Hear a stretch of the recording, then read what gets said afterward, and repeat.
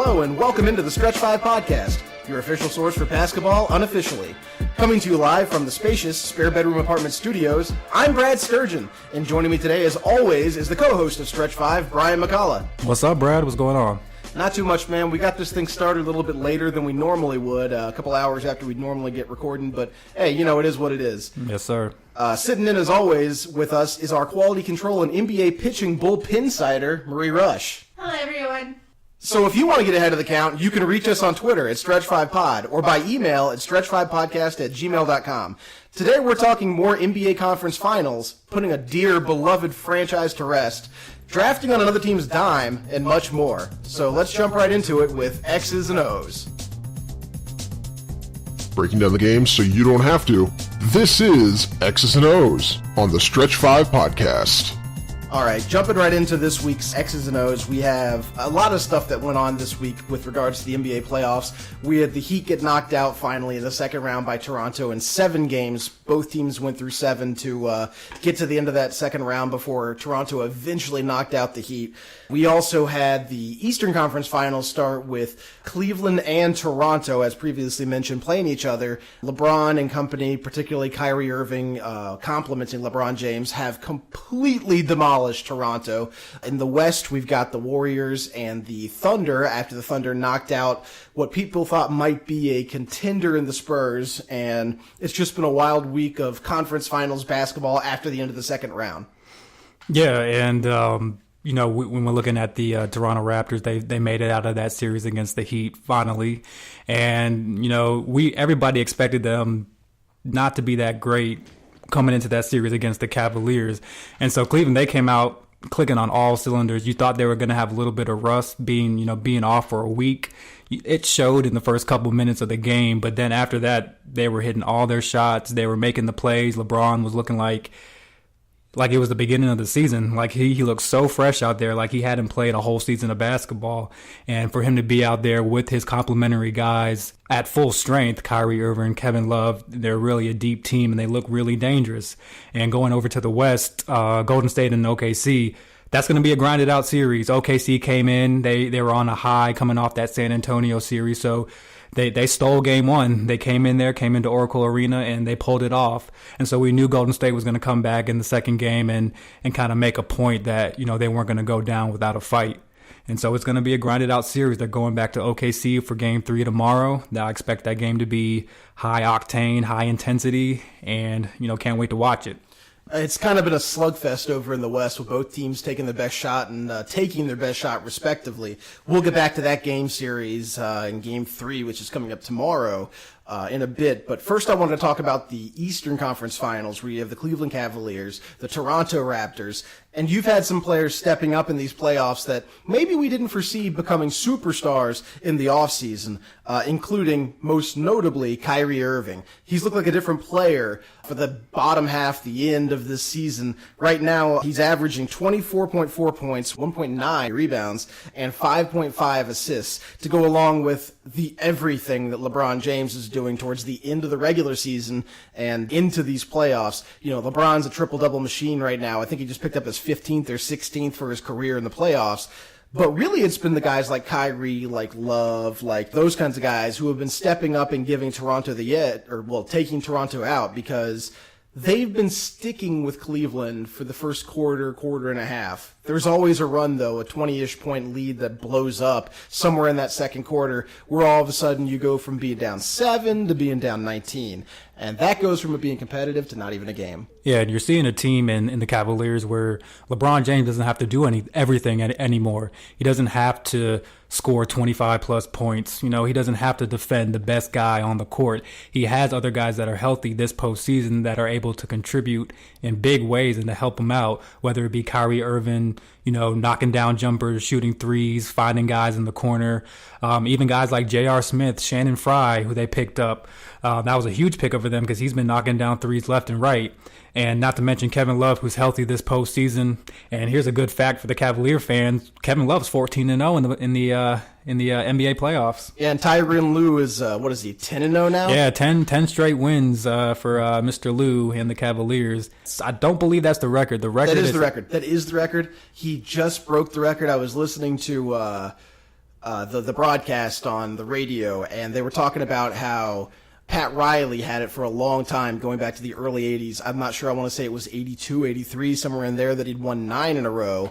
And now Tyronn Lue has won his 10th straight, which breaks that record for most wins to start a coach's career in the playoffs. From a team standpoint, I believe that they're too shy as the record, because San Antonio has actually won 12 straight playoff games before.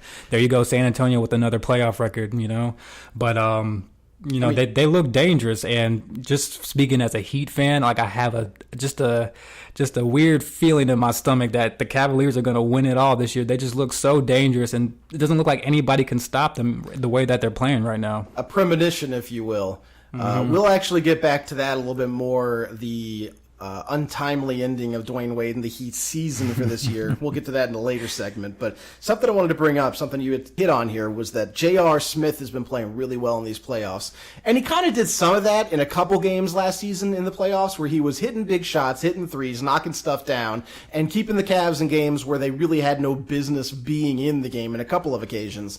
This season, he's been way more consistent. We're seeing him do things that we haven't seen him do in the playoffs before, like not fall apart for half of a game, not take an entire quarter and a half off, not miss, 14 threes in a row or something crazy like that, while also taking those 14 threes in 2.5 quarters. He's not doing a lot of bad JR stuff, while he is contributing a lot of good JR stuff, and there's several players doing that, which I think is a big factor for why the Cavaliers have been so good in these playoffs. Yeah, it seemed like he's, after a roller coaster ride within his career, he's kind of found his spot up there in Cleveland. He's not in Denver where marijuana is legal. He's not in New York where there's a bunch of clubs to go to after the game. He's in Cleveland where there's nothing to do but play basketball.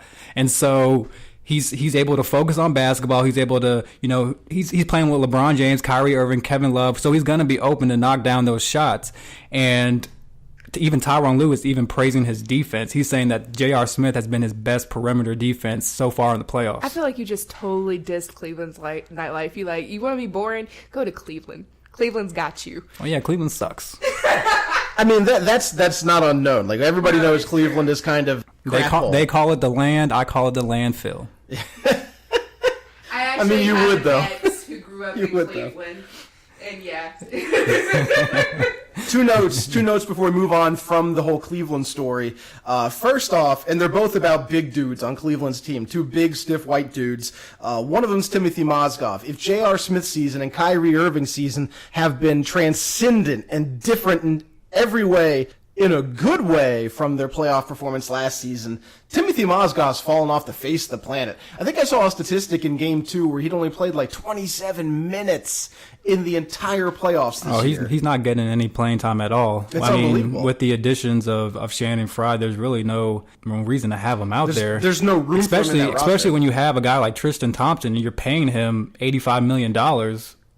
He's going to be the guy that's going to be out there on the court. They brought Mozgov in to be the Band-Aid until Tristan Thompson gelled and matured enough to play championship-level basketball in the NBA. They kind of knew what he could do, and his talent is overwhelming for what he does. He's almost like he's not Rodman, but he's like Diet Rodman.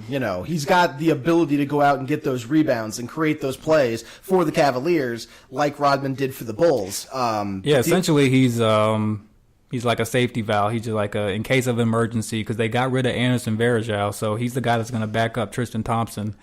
But they don't need to play him. Anderson Varejao and his afro are the 13th and 14th players coming off the bench for Golden State right now, I believe. He's doing all right for himself. The other thing I was going to bring up is, I just noticed this. I did not know this guy was in the league. This is an incredible name. This is on our all-name team. Another big white dude for Cleveland, one of their centers, one of their backup centers, number 14, Sasha Khan. There's a guy named Sasha Khan on Cleveland's team. And of all the teams I would have expected, Sasha Khan is not a Cleveland guy, to my mind. I would have put him, I don't know, L.A., maybe like Atlanta or Memphis. Shaka Khan. No, right, Sasha that's what Khan. I was thinking, Shaka Khan. Yeah, I was like... I know, but it's close enough. I mean, it's really solid. I'm not even going to say it's not, but I was kind of hoping for Shaka Khan. Shaka mad. They are facing the undermanned, overwhelmed, and unimpactful Toronto Raptors. Toronto, who has scratched and clawed in spite of my co-host Brian McCullough's hatred for their playoff run. They beat their way through the Pacers. They've clawed their way past Miami, barely. And now they're getting clubbed. They are getting done. I mean, I don't even have a word for it, and that's something if I don't have a word for it. Yeah, I mean, if you're watching the games, I mean, their defense has been pretty bad, especially in the first game. They did a little bit better in the second game, but as you got later into the quarters, Cleveland was just picking them apart. And offensively, they're really not getting a lot of production from DeMar DeRozan and Kyle Lowry. So it's like, where's the offense going to come? And a lot of those guys, a lot of their role players that were hitting those shots in the series before against Miami, they're not hitting those shots now. So they're struggling to get easy buckets. And of course, they're still missing their center, Jonas Valanciunas, who's still out, and they really don't know when he's going to come back or if he's going to be available. And so Bismack Biyombo is only going to take you so far as rebounding the ball and getting you second chances. Another great name in Bismack Biyombo, and Valanciunas isn't a slacker himself. Not at all. I mean, he's the James Harden beard of the East, but that's still not saying very much because he's not James Harden. And who knows what kind of impact he would have had on the series with Cleveland, but I mean, he definitely would have impacted the boards as far as battling down low with Tristan Thompson, but he's not really going to be a guy that's going to give you 20 points a game. And whose rotation is he affecting that's going to be more effective against Cleveland? Like Patrick Patterson isn't going to suddenly be an on-the-block guy going off of Valanciunas getting rebounds and making plays inside. He's not DeMarcus Cousins. He's not going to do that. Damari Carroll, has been shown to be ineffective defending LeBron James. He's playing out there with one arm hanging off the side of his body. He's got dreads. He ain't doing anything. He's useless. He's getting picked apart by LeBron. And then you've got DeRozan and Lowry, and while they look great in the regular season, Lowry looked kind of like he was being a slacker to start the playoffs. Comes out, he's injured, doesn't play great, comes back and is resilient and incredible against the Heat at the end of that series, only to just lay 2 consecutive eggs, including something we're going to get to again later. We're setting ourselves up really well for all these other segments right now. Yeah, definitely. And to add to your point, I mean, he has struggled in these first 2 games, and he's only averaging, through these first 2 games, he's only averaging 9 points, 4 assists, and four turnovers a game. I mean, he ain't doing anything. He's maybe the most disappointing player of these playoffs so far is Lowry. Yeah, I mean, it's coming and going. A couple games he'll be on, he'll give you 30, 35 points. And then the next 3 games, it's like, where did his shot go? What's going on? Well, on the other side, on the Western Conference, what we were talking about before, we have obviously Golden State and Oklahoma City. And we've got a pair of guards on each team. And this is something we actually covered last week when we talked about how with Curry and Thompson versus Westbrook and Durant, you've got a pair of guys on each team who are basically going to score 50 or 60 points every game. If they don't score 50 or 60 points in a game, that team is probably losing. And the question was, how can the role players come and affect the game, affect the other aspects of the game, defend the 2 guards, do the other things that have to be done in transition, not make mistakes, not turn the ball over. How can they do the little things to make sure the big guys, the big 2 on each side, can get their 50, get in the other side's face, and take care of business? What we've seen hasn't entirely conformed to that. Game 2 was pretty bad for both of the big 2 on Oklahoma City's side. Westbrook was trying, but man, they just got buried at the end of that game. Yeah, they really struggled with their shot in game 2. It seemed like they just couldn't really get any really good looks at the basket. And they really didn't get a lot of help from their supporting cast like they did in Game 1. You had Andre Roberson, who's really not known for his three-point shot. He's being left wide open by Golden State. They're really not even looking at him. So he really needs to step up and knock down those shots. And the same can be said about Serge Ibaka. He's being left open as well. And he can knock down that three-point shot. So that's something that he needs to start knocking down consistently to help his team win. I think it's something that they did last season to, I want to say it was Memphis they did it to. Yeah, they didn't guard Tony Allen. Yeah. They just Where left him figured wide out. open. They figured it out. They're like, if you don't cover him and we just leave our big dude Bogut in the middle of the paint, then he can just defend somebody else, and Tony Allen isn't going to beat us shooting threes. Yeah, essentially, you're playing 5-on-4. Exactly, and that's kind of what they're doing with Ibaka and some of those other role players. Steven Adams, Cantor, some of the other guys on the team who aren't the big names were helping keep that team afloat early on in Game 2, while the big two were doing nothing. Yeah, and credit to them for keeping the team within the game. But you can't have those guys struggle like that. You can't have Westbrook and Durant struggle with their shot because you're not going to win the game. There's a lot of similarities between the Warriors and the Thunder. They both have two superstars. They both got coaches who are relatively young, at least in terms of NBA coaching experience. And there's another thing, too, that I actually wanted to talk about. This is something we have been talking about before the podcast was on, before we were recording. But I wonder sometimes the way that Kevin Durant doesn't get crushed, but Westbrook always does. Russell Westbrook is always taking flack. He's always getting hit in the mouth for stuff that even like Kevin Durant or his other teammates might do. Even if Westbrook has a good game, they'll say, well, you took too many shots. You're too selfish. You weren't creating enough. You weren't doing this, that, or the other. And the media takes every excuse to slap around Russell Westbrook while putting this like veneer, this untouchable, protective bubble around Kevin Durant. And I wonder if the same can be said for Steph Curry being protected by the scapegoat that seems to be Klay Thompson. He's easy to pick on. He's easy to yell at. We love to do it. But I wonder if that's also part of that team concept. What do you think? I mean, I can definitely see that. Nobody really criticizes Steph Curry when something goes wrong with the Warriors. It usually is Klay Thompson or maybe even a Draymond Green. And, Kevin Durant, that amazes me how he doesn't take any criticism, and he doesn't even have a good relationship with the media. It's well known that he dislikes the media. So the fact that they pretty much stick up for him and usually drift all that tension and all that drama over to Westbrook, it's kind of funny, but it's definitely similar. I definitely agree that you can see the similarities as far as when something goes wrong with those teams, you have those individuals that they pinpoint rather than the actual superstar on the team. The last two superstar level players in the NBA who took the same kind of stance that Durant's taken recently, that whole I'm not a model, I'm not a role model, I'm not a hero, kids can look up to me if they want to, but I'm not a good guy. You remember that whole thing a couple of years ago. Yeah. The last two I can think of that did that were Isaiah Thomas and Charles Barkley, really. Barkley with less malice, but he was still like, what are you talking about? I'm Charles Barkley. I am me. I'm doing me. I don't care, what you think, what the kids think or whatever. If people want me to sell a shoe and they want to pay me for it, great. Otherwise, don't care.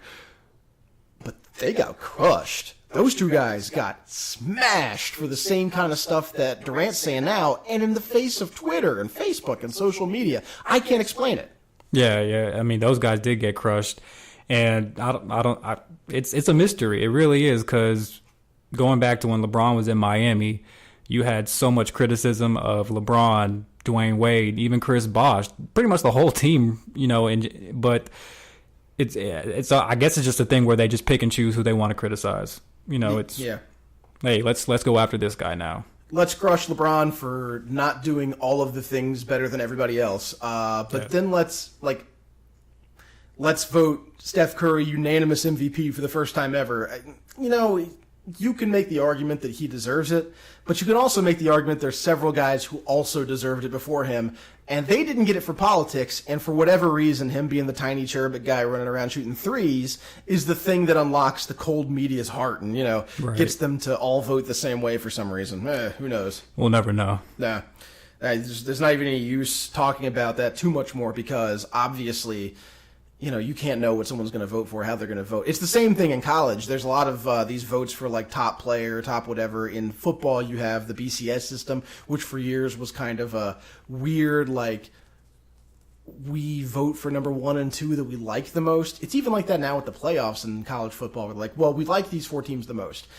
I mean, it matters that the numbers say this, but we have a human panel ignoring those numbers sometimes. And, you had the Baylor and Kansas State situation a couple years ago in the Big 12. They both got They both got screwed over by the playoff system. So it's always a weird, inexact science when you bring people in to vote about things that should be numbers-based or could be numbers-based in sports. Yeah, and essentially when you strip away the wood, all it really is somebody's personal opinion. Mm-hmm.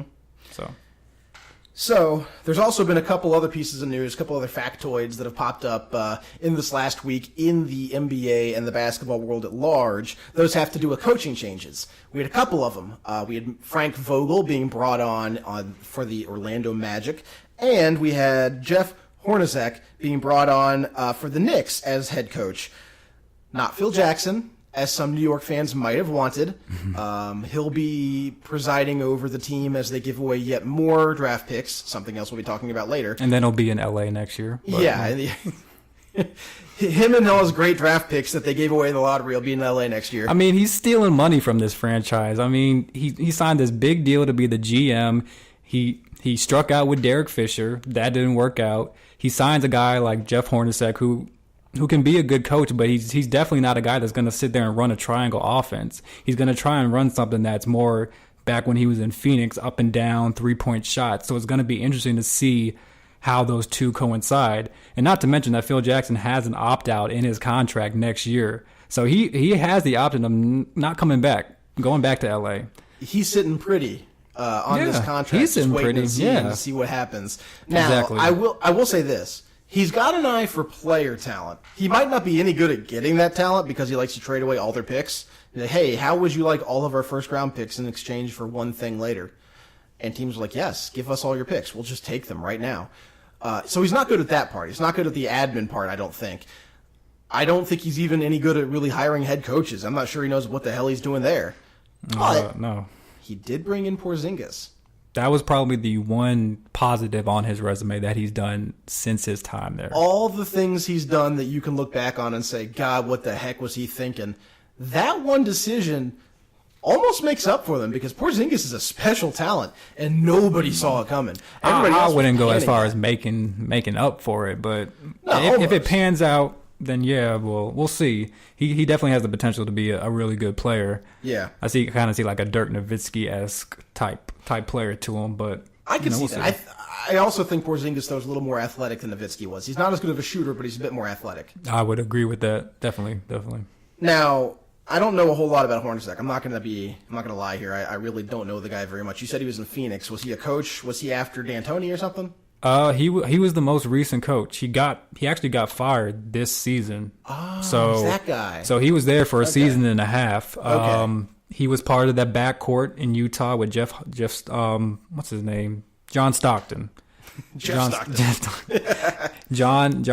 and Jeff Hornacek. They were on that finals team that played the Bulls. So he's been around the league for a while. They say that the story behind it is they say that Phil Jackson really liked Jeff Hornacek as a player when he was coaching and always wanted to have Jeff Hornacek on his team.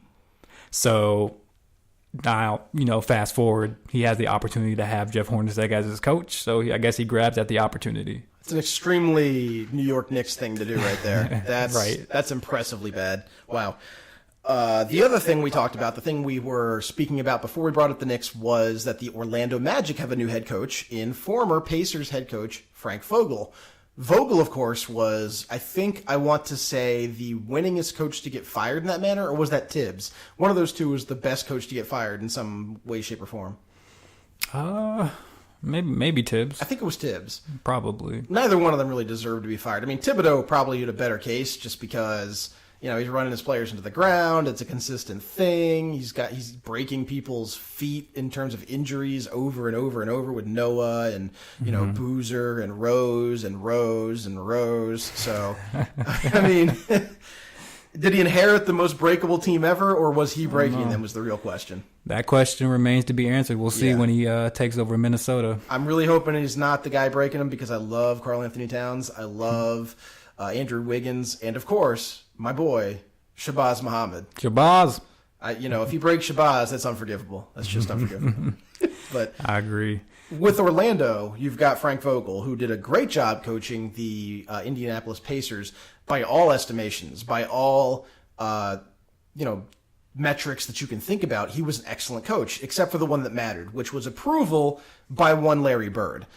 Yeah, I mean, the situation was unfortunate for him. He pretty much maximized what he could get out of that Indiana team by taking them to the playoffs pretty much each year that he was coaching, I believe. And so, I really like the hire by Orlando. I think he signs a 4-year deal, so it gives him some time to implement what he wants to do. We all know that Frank Vogel is a defensive-minded coach, so he's definitely going to bring that imprint into the Magic organization. And I feel like he also has the ability to relate with his players. And even though the Magic have a young nucleus of players, I feel like he'll be able to come in there day one and really relate to his players and get the best out of them. I'm interested to see what he does with this roster because he's got, in particular, 4 guys who are super hyper-talented, prospects, or at least they were in college. And my thing is, for the most part, these are all guys who are basically oriented on offense. Like, I don't see them as being defensive-minded dudes. Shabazz Napier is a great offensive talent who I don't know how great he's going to be on defense. Brandon Jennings was regarded as one of the most talented players who ever busted in the NBA, but you never know. He might have something made out of him by Frank Vogel. Aaron Gordon is a freak athlete who's from Arizona. He is an underrated player, and he was a great defensive stopper at Arizona. Don't know that he's been so much so now that he's in the NBA, but he's got a variety of ways to score the ball too. And finally, of course, Victor Oladipo, who is a incredibly fun player to watch. He should be probably the focus of this team on offense. It will be interesting to see what he does under Vogel going forward. Yeah, and out of all those names that you mentioned, he is probably their best defender on that team. And like you said, it will be interesting to see how Vogel uses him because when Scott Skiles was in there, I believe he had Oladipo coming off the bench. Really? So, that's right. That's right. So I don't get that. I believe he should be a starter with his type of talent. So I believe that will change when Vogel gets in there. And really, that's going to be his challenge is to implement that defense. We know those guys are freak athletes and they can score the basket, but it's going to come down to defense, and I think that's his imprint. So that's what he's going to bring to the game. I think it's a system thing as much as anything else with the way Scott Skiles was coaching them. I'm trying to think. There was somebody else who jumped into a system and totally messed up the way they were coaching it. Maybe it was what's his face who's coaching the Bulls now. Yeah, Fred Hoiberg. Yeah, it might be Hoiberg, where he changed the system around, and it doesn't fit the way the players are. The roster doesn't match the system. Because I think the first thing he did when he came in there was he had Joe Noah move from starter to the bench. So that's probably actually the corollary there. Yeah. Moving on from coaching changes and program rebirth and things of that nature, this week we have a special segment, a one-off segment, commemorating the life and times of one 2015-2016 Miami Heat franchise. In the next segment, Brian McCullough will be remembering them in the good times and the bad.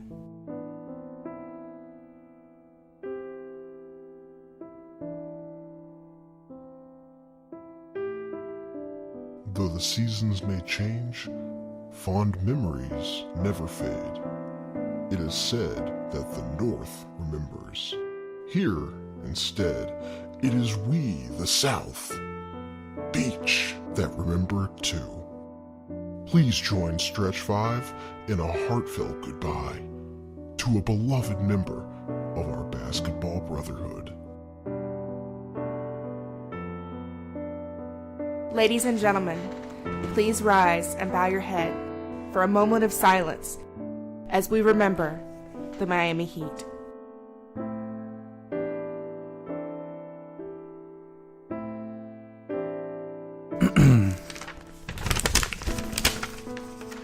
Thank you, Marie. Friends, we are gathered here today to remember a team who is near and dear to our hearts. Well, at least to my heart. And that's the Miami Heat, the 2016 Miami Heat. What a season it was. You gave us so many memories, both good and bad, just from the very beginning. It all started last offseason when the great Pat Riley be with you, told us that he was going to do whatever it took to put a winner back on the court. We re-signed Dragic. Bosh was given a clean bill of health. Dane came back. Whiteside was here. And we drafted some pretty good rookies, Rook 1 and Rook 2. And with all that drama in the summer, we still re-signed Dwayne Wade County, Mr. 305. The expectations were high again, and the cocky Heat fan was slowly starting to awake from its hibernation after LeBron left them. This season was fun. Probably the most fun this franchise has had since those last 4 years when LeBron was here. Even in the preseason, who could forget Gerald Green smoking that flocka and getting rushed to the hospital? That man couldn't find his shot after he smoked that stuff. Oh, gosh. We said goodbye to some fan favorites. Mario Chalmers, Heat Lifer, and Chris Birdman Anderson. But we also said hello to some pretty good kids on the block. Justice Winslow, Jay Rich, Josh Richardson, and Tyler Johnson, Bumpy Face. We should be proud of what this team accomplished this year. We were rocked by the health scare of CB, but our guys never lost hope and kept fighting. All the way to within one game of the Eastern Conference Finals. Man, did we want Cleveland. We wanted you, LeBron. We wanted you. So with that being said, we bid farewell to the 2016 Miami Heat, and we return to our hibernation chambers as we prepare for another season. At this time, if there's anyone else that would like to say some words, the mic is open.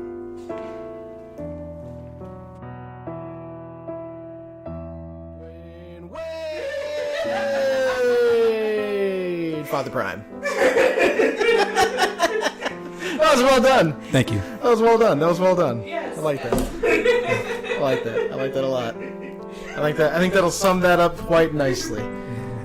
Oh, sombering and sad time here as we lay a good dear friend to rest. But coming up next on the Stretch 5 podcast, we look ahead to the NBA draft and see who might be picking where, who got the magic lottery ball that gives them the first pick, and what to look forward to on draft day. Coming up next.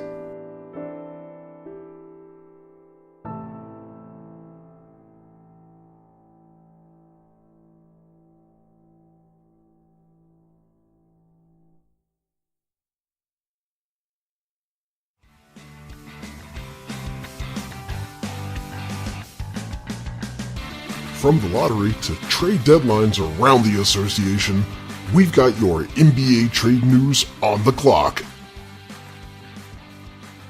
All right, welcome back in. We're talking about the NBA draft here. We've got mock drafts going on. We've got, well, a couple of them because it's not the NFL, so nobody really cares. But we've got the NBA draft coming Obviously, with the lottery, you had Philly getting the first pick, LA, the Lakers with the second selection, Boston after that, Phoenix, Minnesota, New Orleans, Denver, Sacramento, Toronto, Milwaukee, Orlando, Utah, Phoenix, and Chicago are your 14 lottery teams. There's a whole bunch of asterisks and stuff on these on this list. I'm not entirely sure that that's the actual order, if that's people who are trading stuff or stuff that's been traded to teams. But at least those first three that you mentioned are in order. First pick, Philly. Second pick, LA. You got to think it's Ben Simmons and Brandon Ingram in some order. Right. Third pick, Boston. Right now they're projecting Buddy Hield. It's a good pick. It's not bad. There's also rumors that Boston is willing to trade their third pick to Philly for Jahlil Okafor. I could see that because Boston does need a really good big man. Their best big man right now is probably Jared Sullinger. No hate on him, but I don't see him being anything big and special going forward in the playoffs. So yeah, it could be a good addition. And really, if you're just giving up that third pick, it's essentially like you're using that draft pick to get him. And if you're Jahlil Okafor, you're like, yeah, no, trade me. Get me out of Philly now. Get me to that playoff team that's got maybe the best coach in the NBA on it right now. Yeah. So I'm sure he wants that to happen. So we'll see as we get closer to draft time.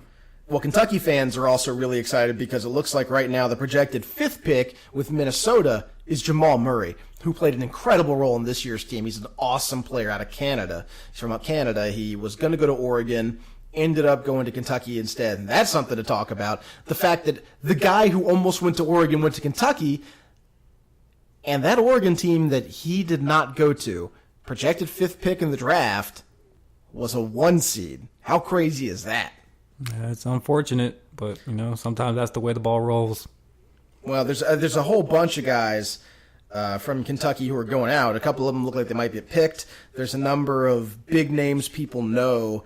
And a couple of the people might not know, like the first international pick comes up pretty quickly. And the fourth pick of the draft, Phoenix is being projected to select somebody named Dragan Binder from Croatia. He's a 7-footer, 220 pounds, power forward. I don't know anything about him. He might be the next Porzingis. He might be the next giant European flop. Who knows? Definitely add him to our name game, though.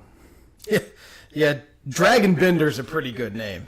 That's Weekend Out, right? Like a Dragon Bender, like that. I mean, that's where you had one too many shots of Fireball, then you got a little crazy at the bar. You had a Dragon Bender. Hey, there we go. Dragon Bender, man, that's not bad at all. Chris Dunn out of Providence, probably the most underappreciated player in the country. Really, you had Fran Fraschilla, who was singing his praises all during the college basketball season. Nobody else seemed to have any clue who the dude was. He's an unbelievable talented, and he's projected to go as a junior to New Orleans to join Anthony Davis and his merry band of nobodies. It's crazy that all these guys that you're naming, they're either, freshman or sophomore. I mean, with the exception to maybe Buddy Hill, who I think is a senior. All these guys are really 1 year and done and coming out. Hield's a senior, Chris Dunn's a junior. There's a couple other guys on the list that pop out as older dudes, but it's kind of become the norm where you either go as a freshman or sophomore if you're really talented, or unless you blow up and become one of those, player of the year candidates as a junior or senior, you end up in the second round or at least the end of the first round. Because the next guy I can see who's a junior or senior after Dunn, I mean, you have to go all the way down to Denzel Valentine out of Michigan State. And that's out of the lottery. That's Boston again. Boy, what a interesting couple pickups that would be if you had Buddy Hield and Denzel Valentine getting picked up. I mean, Boston be doing it right. They'd be clicking on all phases if they're picking those dudes up in the draft at those positions with their coach, with their guys in free agency. That's the kind of thing that builds a team like Oklahoma City who ends up in the finals by building rather than by luck or drafting. Yeah, they had the opportunity to do that. They have a number of picks in this upcoming draft to really help solidify their young guys that they want to develop for the future. And, that those would be huge pickups for them. And they're going to be a dangerous team in a few years. Our insider's favorite team, the Baylor Bears, has a player being selected in the first round, it looks like, as well.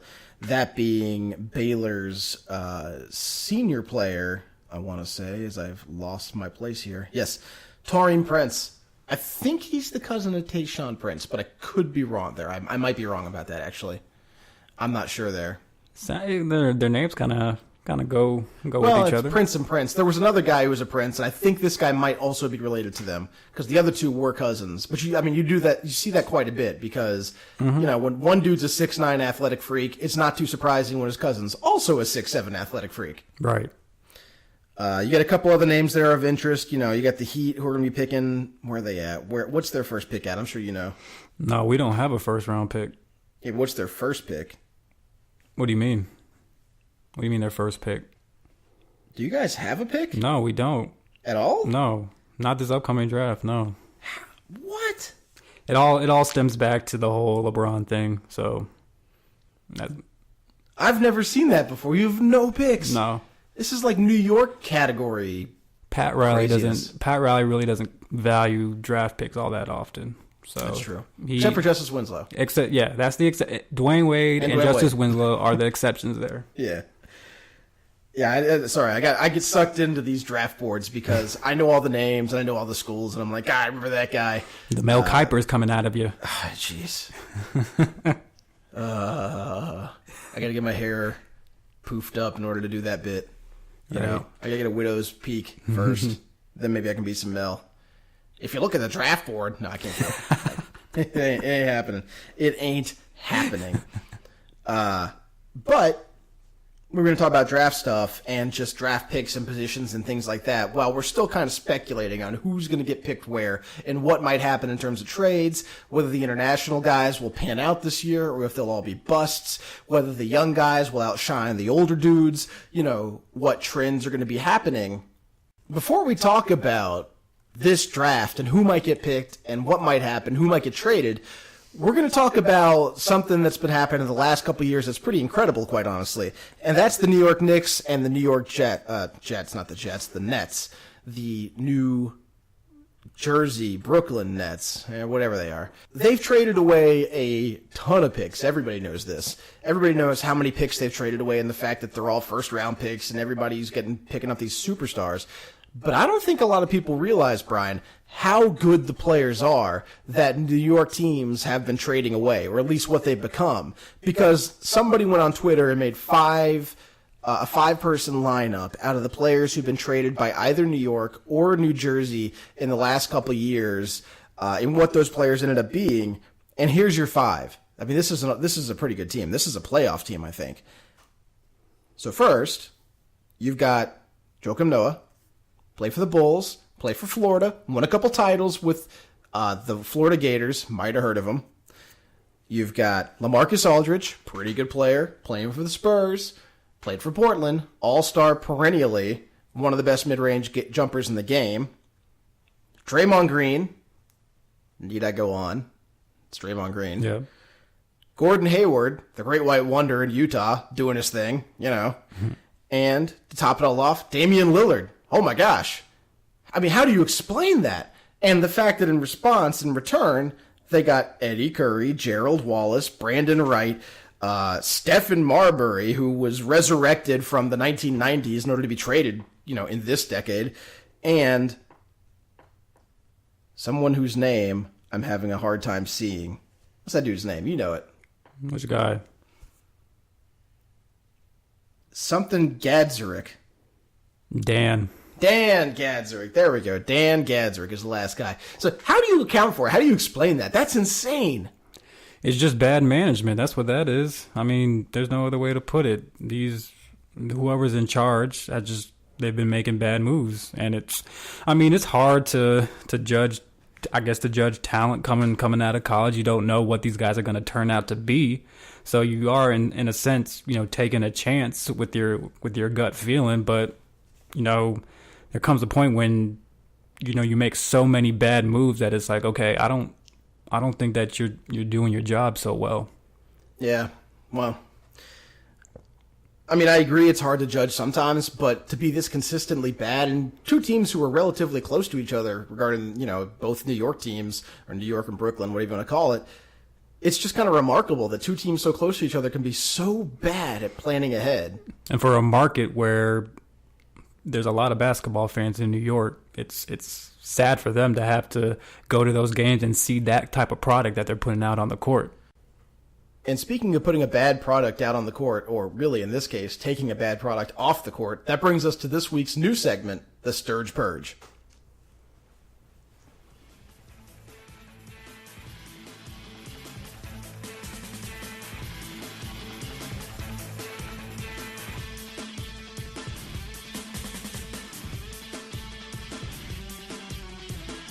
Brad Sturgeon's got opinions, lots of them, and we know they aren't always right or sane. But give him a platform, and he's sure to take things in a way that you never saw coming. That's why we gave him this space to vent. The Sturge Purge.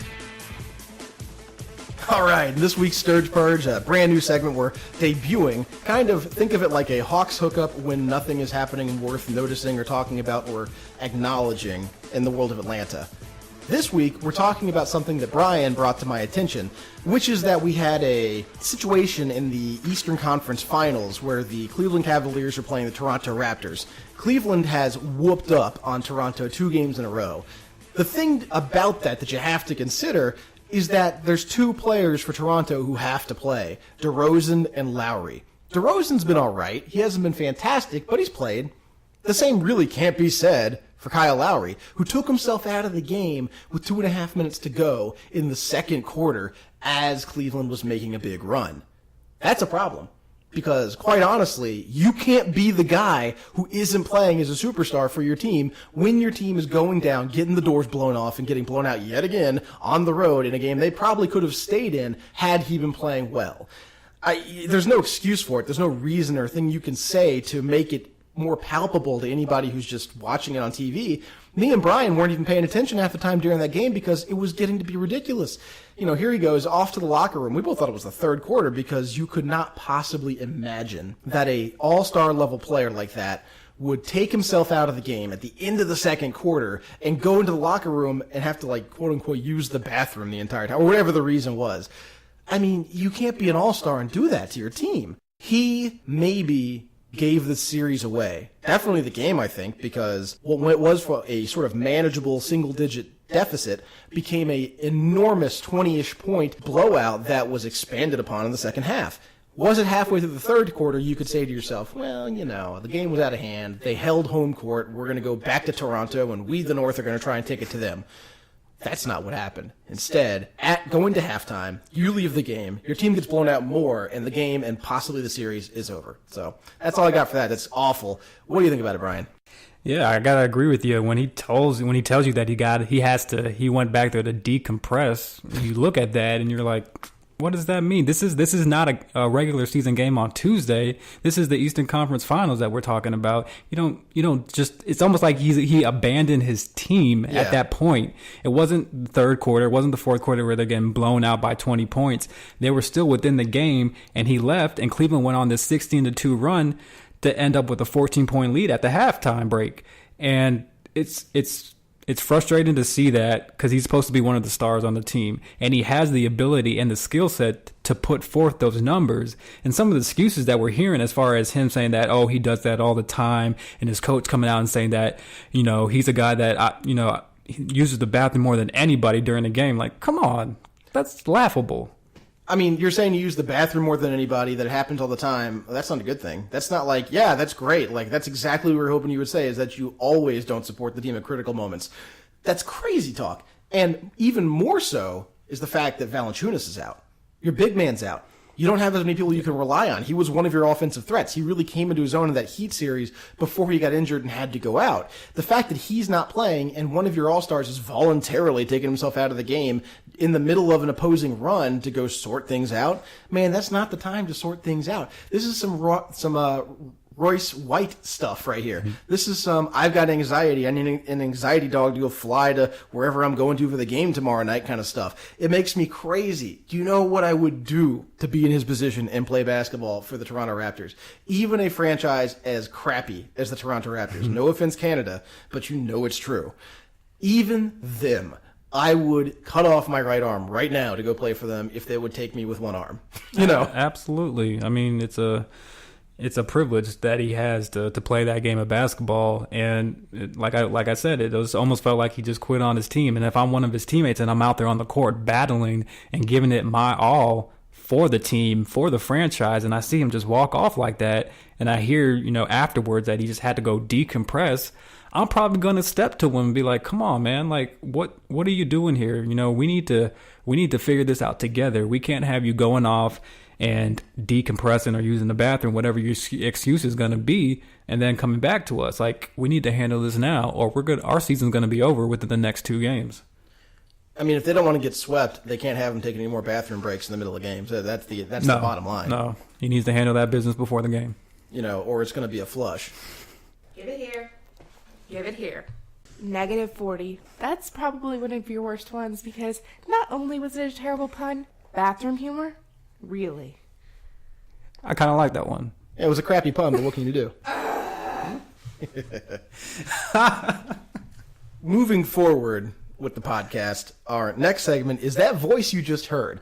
The lovely and benevolent NBA insider, Marie Rush, with insider access, coming up.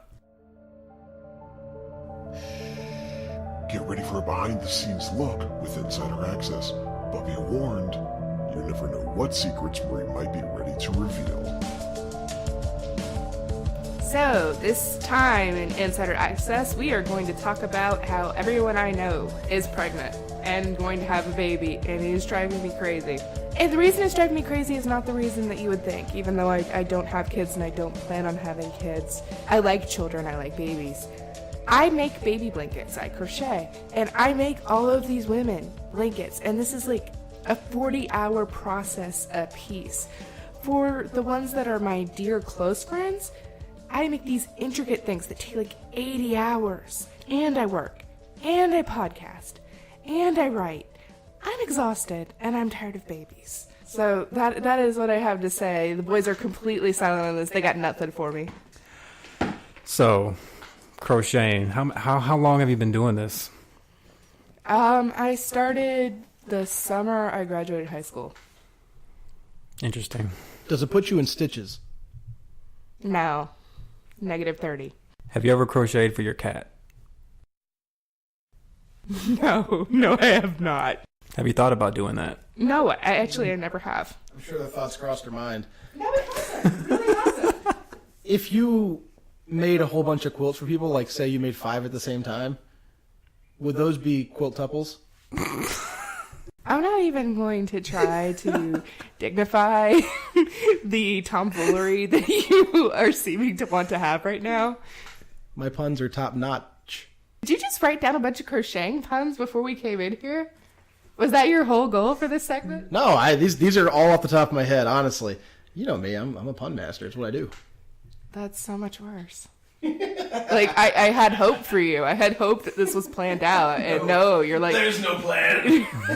You're like, this is just how my head works. I have the pun disease. Like, that's just how life is. But no, I'm a 70-year-old woman. I crochet and I watch PBS while I crochet. Like, that's what I do. It's just one of those things. But no, I've definitely never crocheted for the cats. Why are we talking about crocheting? I think there was a reason for it, right? Something to do with a logo of some sort? Oh yeah, Brad's making a logo, and part of this logo is that everybody has a ball that's associated with them. And so he made my ball a ball of yarn. And I was like, but they don't know that I'm obsessed with yarn, and there's yarn all over our house, and I'm thinking about getting a yarn tattoo. And I buy all yarn that's on sale, and I crochet constantly. So if they don't know all that, they'll have no idea why I have a ball of yarn instead of a basketball. If you want to check out this logo that we're talking about, it'll be on Stretch 5 Pod or at Gmail, stretch5podcast@gmail.com. Basically, we just wanted to figure out something that'll get people in, draw them in, something cool to look at. And what's on my mind all the time is basketball, just basketball generally, just any kind of basketball. It doesn't even matter. It could be, I don't know, two children playing basketball on a kid's hoop, and I'd still watch it if it was on instead of the NFL. And Brian's got the Miami Heat logo because he's all Miami all the time. My man is all about that South Beach life. 305 till I die. That's right. Father Prime over here. Marie Rush, our NBA insider, is all about the crocheting, making of quilts and mittens and other things that you can tie together with string. I really don't understand how that whole process works. Yeah, because I've never made a mitten. Is that what people make? No, I've never made a mitten. No? Not once. Yeah. I can't make socks either. If it's really structured, I don't do so well. Although I'm really awesome at hats. Have you made a hat for your cat? Brad, I told you I don't make shit for the cats. They wouldn't like me anyway. They'd be like, bitch, get this hat off my head. And now the CDC is coming after us. For what? Why is the CDC coming after us? Wait, not the CDC. No, that's Center PETA. for Not PETA. The Protection of Animals? No, the censorship people. The FTC? Yeah, them, the FCC. FCC, yeah. What do we say? CDC. Yeah, whatever. What do we say? coming after us for bad information about Zika. Bitchin'.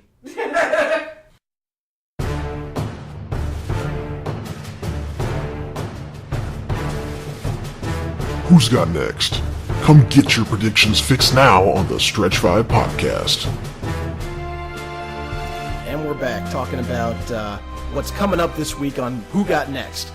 We've got a bunch of games now because we're into the meat of the conference finals, both East and West. You got Cleveland and Toronto, and then Golden State and the Thunder playing each other alternating days. Monday, well, actually before that, today, Saturday, you get the Eastern Conference, Western Conference on Sunday, Monday Eastern, Tuesday Western, Wednesday Eastern, Thursday Western, Friday Eastern, etc., etc., etc., etc., as necessary. So, you only get one game a day, but it's a good game, except for Cleveland and Toronto, probably, because Kyle Lowry's a piece of crap. Yeah. And it's going to be deciding who goes to the NBA Finals. So, first things first, Brian, what are you looking forward to this week? Who you got next?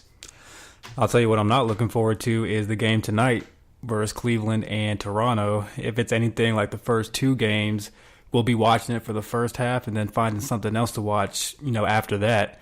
As far as OKC and Golden State, that's the series left that everybody is focusing on until the finals. OKC's returning home, Game 3, little home cooking. We all know they have a really strong home crowd as well as Golden State. So, the energy is going to be high in that building on Sunday night. I actually expect OKC to pull this game out. I did pick Golden State in 6, so OKC does have one more game that they got to win. So I think that they will take care of their home court in Game 3. But then after that, I think the Warriors will kind of turn it on and advance. I tell you, I picked the upset with Oklahoma City in 7, but this has been a good series so far. Even though the second game was a blowout, that really made it more intriguing, not less, because you say, well, which way was a fluke? Was Oklahoma City getting in Golden State's head and stopping them from scoring and coming out on top? Was that the fluke? Or was it Oklahoma City winning anything? So we'll have to find out. A lot of those questions will be answered in this Game 3 coming up. I think a lot of people in the NBA are real excited about this game tomorrow night. It's going to be really interesting, especially since it's going to be in Oklahoma City. Yep. The other thing with that game is it's home court. If you win these next 2 games as Oklahoma City, that's saying a lot. But if you hold home court here, you've got 3 shots to take out Golden State. With one of those games being back at home. Yeah, and that's all you can ask for if you're an Oklahoma City Thunder person, or anybody really, to take out Golden State, this historically great team with all these players and this coach that people think is maybe going to be the best ever and all this other stuff, and unanimous MVP, 73 wins, blah, blah, blah, and you have a chance to take them out. You're tied right now. You take care of stuff at home, and you're going to the next round. Yeah, for them, they don't need to overthink it. The goal is simple. Take care of home court and then go from there. That'll put them in a good position. Now, something interesting also about the Golden State Warriors is their coach, Steve Kerr. Everyone knows he was the first-year happy-go-lucky kind of guy, seems like, who brought in advanced stats and analytics to get his guys to the next level, and didn't just get them to the next level. He got them to that level where they haven't been stopped. They really haven't been challenged by anybody up until this Oklahoma City series. But the thing of it is, when you stop and think about it, Steve Kerr has been successful many more stops than just Golden State. You might say, well, that's where he coached and that's where he did his thing. But, yeah, he broke the record with 73 wins. You might not know this. He was on the Bulls team with 72 wins. That was him. He was that dude in the corner getting pitches from, Dennis Rodman, from Michael Jordan, from Scottie Pippen, who was chunking up the threes and hitting them from deep. He was also the guy who was a part of the Spurs organization when they won a couple of titles. I believe he has, 2 with the San Antonio Spurs. He got traded to them right at the end of the Bulls run. What a fortuitous move that was. Then he jumped on with Phoenix, and you're like, Phoenix?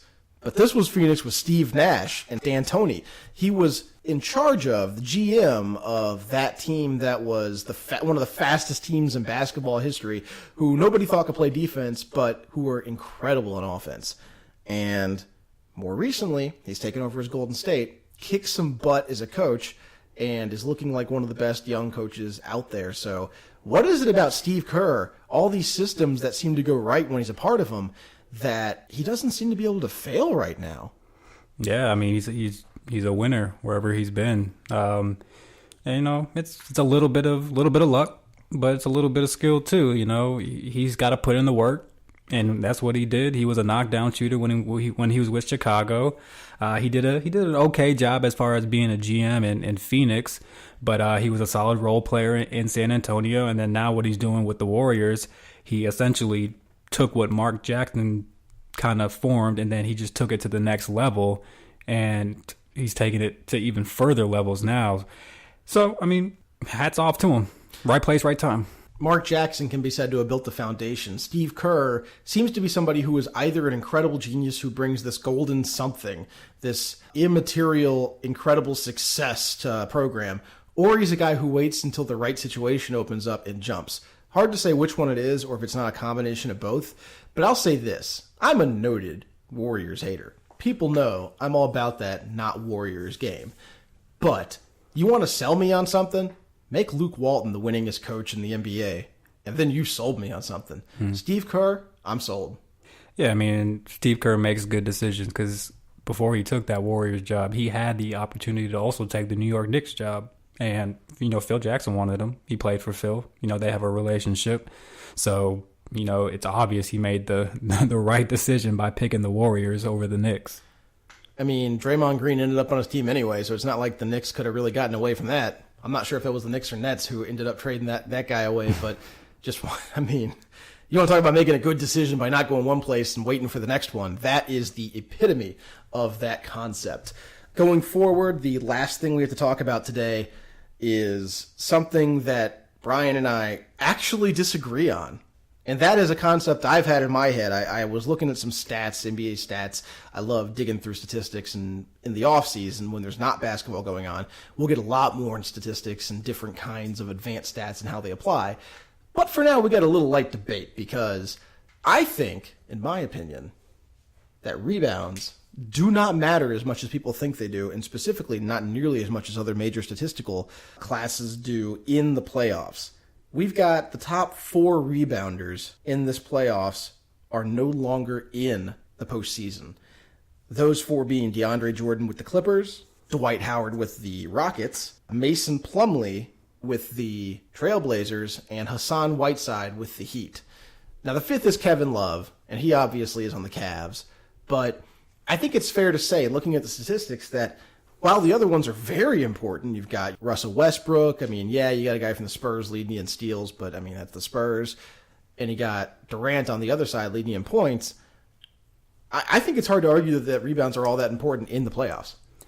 I have to disagree just because I don't think you can look at it from an individual standpoint as far as, okay, this guy averages, 10 rebounds a game, 12 rebounds a game. How does that affect the outcome or the result of the game? What I think you have to look at it, you have to see it from a team standpoint. Because Oklahoma City, they're still playing. Their team was the leading team in rebounding for the regular season and the playoffs. And why I think it's so important, especially in the playoffs, is because every possession is important. You hear coaches say that all the time, that every possession you cannot let go. You can't turn the ball over. You gotta value each and every possession. And so when you're able to rebound the ball on offense and get offensive rebounds and second chance shots, that just increases your chances of winning the game, essentially. Now, first of all, coaches say all kinds of garbage during timeouts and to their players and huddles. We know that doesn't make sense. That doesn't always apply to whatever's happening. Now, are they preaching the program and trying to get guys to do the right thing? Sure, but they say we pan on that all the time about guys saying stuff where you're like, what did he say? What did that even mean? Cliche after cliche after cliche. The other thing I would bring up is the fact that it might be the case that these great rebounders, these guys who are grabbing 10-plus rebounds a game, are making otherwise semi-mediocre teams playoff viable. They're beating teams they shouldn't beat, or they're winning games they shouldn't win, or they're not losing games they should lose because there's a guy grabbing an extra ball or two than somebody else might, throwing that out, and there's 3 or 6 or 9 points, and that's 3 possessions, but that can change the outcome of a game. And if you get lucky a number of times, and that's kind of the way that the Rockets, they've been fortuitous the last 2 seasons to slip into the playoffs this year and into a higher playoff seed last year, where they were making more with less. They had talent, but the way they were creating extra possessions, the way their offense was running, wasn't the way of a championship caliber team as much as it was a team that gets, just to say it, lucky. I think in a lot of cases, being a great rebounder makes your team better, but it also doesn't increase the ceiling as much as like being a great scorer or passer might be. No, not at all. Of course, scoring and passing and assisting is going to be of more value to your team because those essentially directly lead to points on the board for you. But, to your point, I feel like maybe the only exception might be those LeBron Miami Heat teams that they were in the bottom half of the league as far as team rebounding, both offensive and defensively, but they still won back-to-back championships. So rebounding really wasn't a factor in how they won their games. So that maybe is an outlier to kind of boost your point there. But I still feel like rebounds can be vital to the outcome of a game. Just look to bringing up Miami again, Game 6. Chris Bosh getting that rebound, kicking it out to Ray Allen to tie the game up. That was huge. And that all came from a rebound. Started with a rebound. I think it might be fair to say that part of the problem might be that you can get that rebound and you can get it out to somebody else, but who you get it out to can affect the quality of the rebound as much as getting the rebound itself. If Chris Bosh throws that ball to, like, I don't know, Nate, the backup point guard, whose name is escaping right now. Nate. There's no Nate on that team. There was a Norris Cole. Norris Cole, that's what I'm thinking of. Why am I thinking Nate? If you throw that ball out to Norris Cole instead of to Ray Allen, it's suddenly a much less valuable play, I'd say. Now, if the shot goes in, the shot goes in. But you still gave your team the opportunity by getting that rebound. True. Without that rebound, you don't get that opportunity to tie the game up. I guess my curiosity lies more in the fact that you could sort of apply it to an advanced metric. And I'm not sure how it would stack up. But either way, we'll have to agree to disagree on that one. And I think maybe you're looking at it more from an analytical standpoint, and I'm looking at it more from just the naked eye and what I see when I watch the game. Well, obviously, from the naked eye, you want your guy to grab the board and throw it back out. I mean, you got to have it, right? So, right. Last thing, and maybe we'll get back. Actually, maybe we'll get into this next time. I'll tease you for next week's episode, something I haven't done before. This is going to be the end of this episode, but next time we'll discuss the theme music for various sporting leagues. The fact that Fox likes to play their NFL and football music for every sport. The fact that NBC used to have a great NBA theme and the ESPN has a decent one now. The fact that ESPN has the college basketball theme. There are others, but they are just shallow, knockoffs of the original. And more. So tune in next time for that kind of discussion and what you've heard here today. For our NBA insider, Marie Rush, and for my co-host, Brian McCullough. Peace. I'm Brad Sturgeon. Peace out.